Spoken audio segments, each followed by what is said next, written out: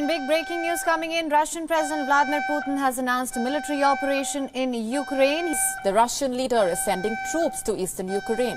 But the big question is, where will he stop? रूस Ukraine युद्ध अब तीसरे विश्व युद्ध की तरफ बढ़ता दिखाई दे रहा है।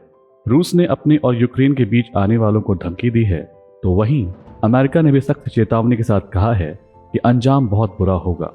रूस को कीमत चुकानी होगी। ब्रिटेन और दूसरे देश भी रूस के खिलाफ खड़े हैं। रूस और यूक्रेन के बीच जंग के पीछे की वजह इस बार नेटो को माना जा रहा है।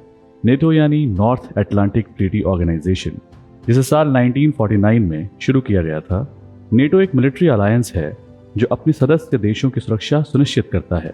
यदि किसी भी नेटो मेंबर स्टेट पर कोई अन्य देश हमला करता है तो सभी सदस्य देश मिलकर लड़ेंगे, यह ऐसी व्यवस्था है। अब यदि यूक्रेन नेटो को ज्वाइन करता है तो प्रमुख रूप से अमेरिकन सेना यूक्रेन में स्टेशन होंगी, जो रूस अपनी संप्रभुता पर एक खतरा मानता है। यह जानना जरूरी है कि आखिर इस विवाद की जड़ क्या है। सोवियत संघ के जमाने में कभी मित्र रहे ये प्रांत दो देश बनने के बाद एक दूसरे के शत्रु क्यों बन गए? यूक्रेन की सीमा पश्चिम में यूरोप और पूर्व में रूस से जुड़ी है। 1991 तक यूक्रेन पूर्ववर्ती सोवियत संघ का हिस्सा था, जिसकी स्थापना 1917 में रूसी क्रांति के बाद हुई थी। 1991 में अलग होने के बाद भी यूक्रेन में रूस का प्रभाव काफी हद तक दिखाई देता था। यूक्रेन की सरकार भी रूसी शासन के आदेश पर ही काम करती थी, लेकिन बिगड़ती अर्थव्यवस्था, बढ़ती महंगाई और अल्पसंख्यक रूसी भाषी लोगों के बहुसंख्यक यूक्रेनी लोगों पर शासन ने विद्रोह की चिंगारी सुलगा दी। सन 1991 यूक्रेन ने रूस से आजादी का ऐलान किया।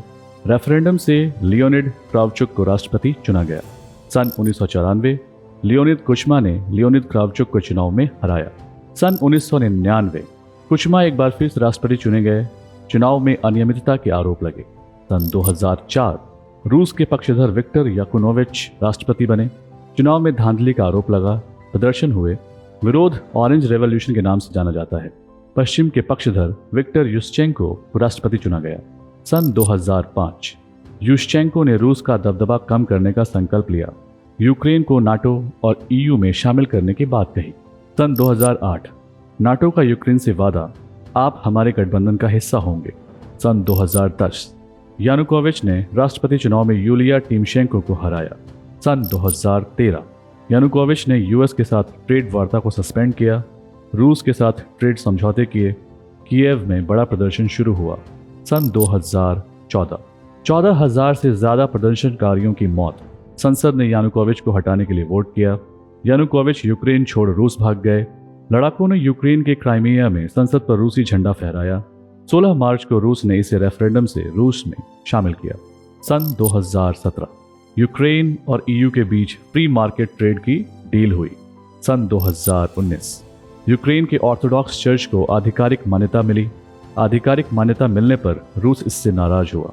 जून सन 2020 आईएमएफ ने $5 बिलियन की वित्तीय सहायता यूक्रेन को दी। जनवरी 2021 यूक्रेन ने अमेरिका से नेटो में शामिल होने की अपील की। अक्टूबर 2021 यूक्रेन ने बायरक्टर TB2 ड्रोन का इस्तेमाल किया। ड्रोन के इस्तेमाल से रूस नाराज हुआ। नवंबर 2021 रूस ने यूक्रेन की सीमाओं पर सेनाओं की तैनाती बढ़ाई। 7 दिसंबर 2021 रूसी सैनिकों की संख्या बढ़ाने पर बाइडेन की रूस को चेतावनी। रूस ने यूक्रेन पर हमला किया तो आर्थिक पाबंदियां लगेंगी, यूनाइटेड स्टेट्स ने ऐसा कहा।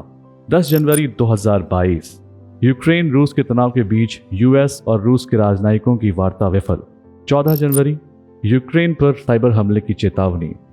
17 जनवरी रूस की सेना बेलारूस पहुंचनी शुरू हुई। 24 जनवरी नेटो ने सेना को स्टैंड बाय पर रखा। 28 जनवरी पुतिन ने कहा रूस की मुख्य मांग सुरक्षा थी जो स्वीकार नहीं की गई।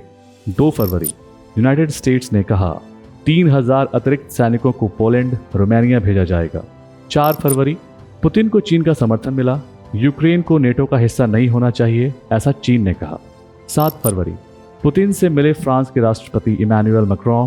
मैक्रों बोले पुतिन मान गए। रूस बोला डील नहीं हुई। 9 फरवरी जो बाइडेन ने कहा यूक्रेन पर रूस कभी भी हमला कर सकता है। अमेरिका ने अमेरिकी लोगों से देश छोड़ने की बात कही।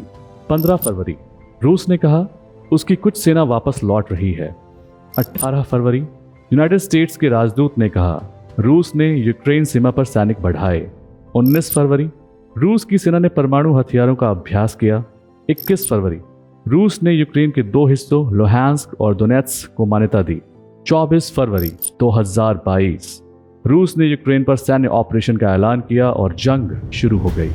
अब इस युद्ध का परिणाम क्या होगा यह भविष्य के गर्त में समाहित है। हम केवल आशा कर सकते हैं कि युद्ध के ऊपर मानवता की विजय हो। फिर भी हम निरंतर इस विषय पर और भी जानकारियां यहां अपने चैनल पर लाते रहेंगे। जुड़ने के लिए धन्यवाद।